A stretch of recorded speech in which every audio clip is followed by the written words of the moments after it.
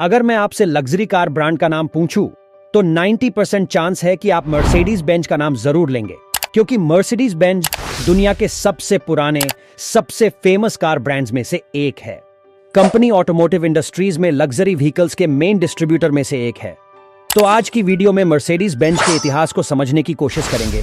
अगर आप कार के शौकीन हैं, तो ये वीडियो आपको काफी ज्यादा एंटरटेन करने वाला है।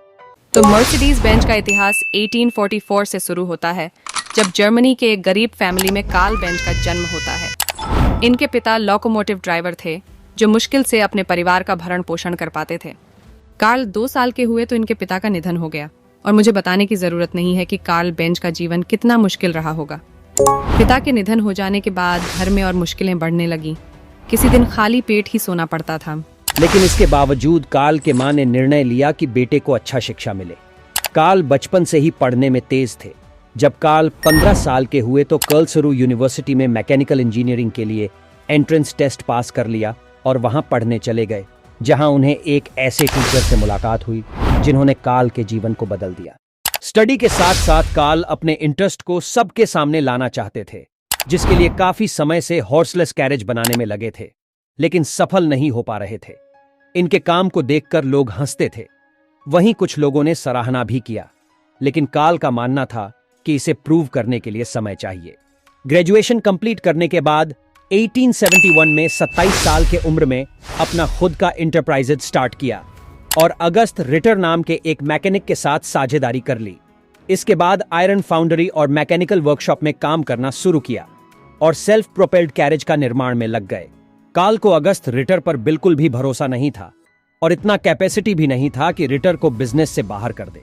कुछ दिन बाद रिटर की गलती के वजह से लोकल ऑफिसर्स द्वारा वर्कशॉप का सारा इंस्ट्रूमेंट जब्त कर लिया गया और इस तरह कार्ल को बिजनेस के स्टार्टिंग में ही स्ट्रगल करना पड़ा। लेकिन सौभाग्य से उसी समय कार्ल की मुलाकात एक महिला बर्था रिंगर से हुई थी, जो बाद में उनकी पत्नी बन गई। बर्था का जन्म एक अमीर परिवार में हुआ था और यह एक स्ट्रॉन्ग महिला थी। अपने हस्बैंड के प्रयासों को बिजनेस पार्टनर द्वारा खत्म होते हुए नहीं देख सकती थी, इसलिए अपने कंपनी में रिटर की पूरी हिस्सेदारी खरीदने के लिए अपने दहेज उपयोग करने का फैसला किया, जिससे बर्था और कार्ल को बिजनेस का पूरा कंट्रोल अपने हाथ में मिल गया। अब दोनों मिलकर कंपनी को काफी आगे लेकर गए, लेकिन उम्मीद से काफी कम ग्रोथ दिख रहा था। इतना मेहनत करने के बाद भी सक्सेस न मिलना ही कार्ल को सक्सेस के प्रति और मजबूर किया और 1879 में 2 स्ट्रोक गैसोलीन इंजन बनाने में सफल रहे। अब कार्ल अपने सपनों के काफी करीब थे। हॉर्सलेस कैरेज का ड्रीम पूरा होने वाला था। इसी जिद ने कार्ल को मैक्स रोज और फ्रेडरिक विल्हेम II और लोगों के पास ले आया, जिनके पास मैनहेम में साइकिल रिपेयर का दुकान था।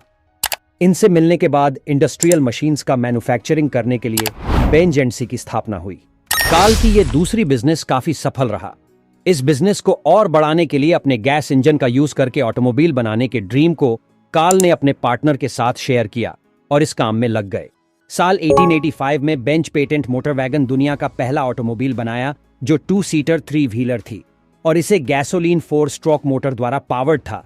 यह गाड़ी 2/3 हॉर्स पावर जनरेट करती थी और 11 किलोमीटर पर आवर की टॉप स्पीड से चलने में सक्षम थी।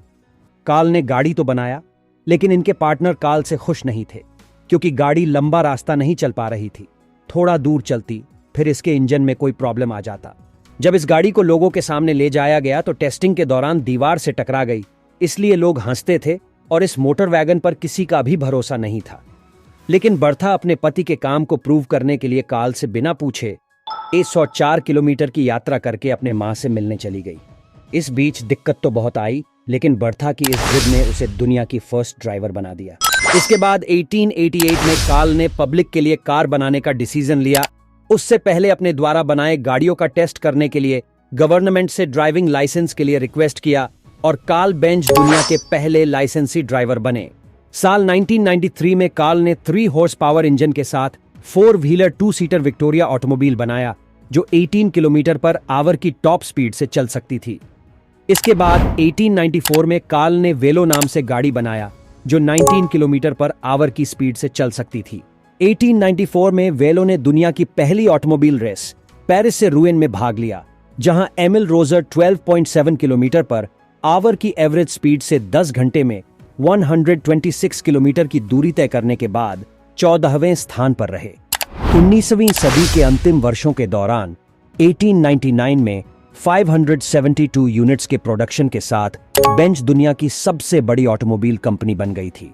इधर गॉटलिब डेमलर ने भी 1885 में पहला लिक्विड पेट्रोलियम व्हीकल डेवलप किया था और कार्ल बेंज ने कुछ महीने बाद अपने खुद के डिजाइन के 2 साइकिल इंजन का उपयोग करके पहला ऑटोमोबाइल डेवलप किया था। आविष्कार के टाइम पीरियड के दौरान डेमलर कभी कार्ल बेंज से नहीं मिले। 1896 में डेमलर ने हॉट ट्यूब इग्निशन पर अपने 1883 के पेटेंट का उल्लंघन करने के लिए बेंज एंड सी पर मुकदमा दायर किया। डेमलर जीत गए और बेंज को डेमलर को रॉयल्टी का भुगतान करना पड़ा। जब वे मैनहेम में अदालत में थे तब डेमलर कार्ल बेंज से नहीं मिले। बाद में central European motor car association की स्थापना के समय भी डेमलर और बेंज ने एक दूसरे से बात नहीं की।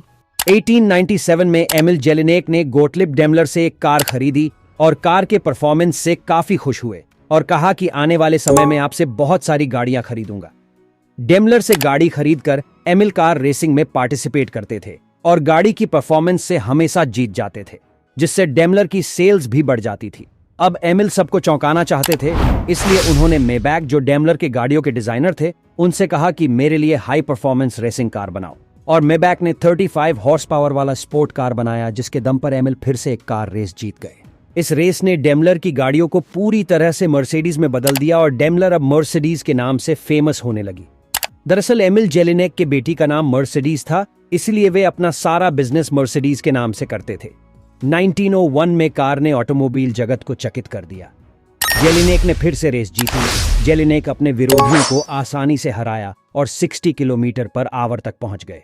जेलिनेक द्वारा बनाए गए रिकॉर्ड ने पूरे ऑटोमोबाइल जगत को आश्चर्यचकित कर दिया और डेमलर की बिक्री में वृद्धि हुई, जिससे उसका स्टटगार्ट प्लांट फुल कैपेसिटी से भर गया और कार बनाने वाली कंपनी के रूप में उसका फ्यूचर मजबूत हो गया। इसलिए 1902 में कंपनी ने अपने एंटायर ऑटोमोबाइल प्रोडक्शन के लिए मर्सिडीज नाम को ट्रेडमार्क के रूप में उपयोग करने का निर्णय लिया और 26 सितंबर को इसे ऑफिशियली रजिस्टर भी कर लिया।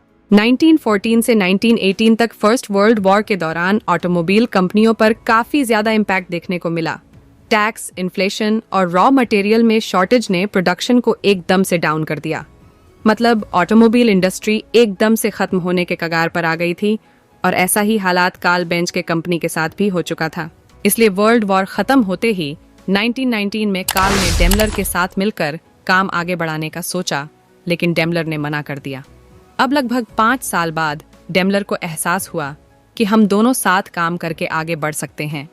तब दोनों ने 1924 में डील फिक्स किया और 2 साल बाद 1926 में मर्सिडीज बेंज के नाम से काम करना स्टार्ट किया। ऐसा करना दोनों कंपनियों के लिए फायदेमंद रहा। अगले साल ही मर्सिडीज बेंज के 8000 यूनिट बेचा गया और बिजनेस काफी तेजी से बढ़ने लगी।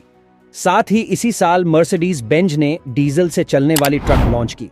इसके अलावा बहुत सारी फेमस गाड़ियां लॉन्च किया, जैसे कि Mercedes Benz 770, 260D, W01, 330S, W11 और 580K। उनमें से 770 मॉडल काफी फेमस हुआ, जो 1930 से 1943 तक खूब चला, जिसे तानाशाह अडोल्फ हिटलर भी यही गाड़ी चलाया करता था। आज इस गाड़ी को ओटावा के वॉर म्यूजियम में लोगों को दिखाने के लिए रखा हुआ है। सेकेंड वर्ल्ड वॉर आने के बाद कंपनी पर फिर से इम्पैक्ट देखा गया, लेकिन इसका कुछ खास असर नहीं पड़ा क्योंकि कंपनी की एक अच्छी ब्रांड वैल्यू बन चुकी थी और इसके बाद से कंपनी ने कभी भी पीछे मुड़कर नहीं देखा। मर्सिडीज बेंज आज के टाइम पर $139 बिलियन की कंपनी बन चुकी है। दुनिया भर में इसके मैन्युफैक्चरिंग प्लांट है और लग्जरी कार ब्रांड में एक अलग पहचान है।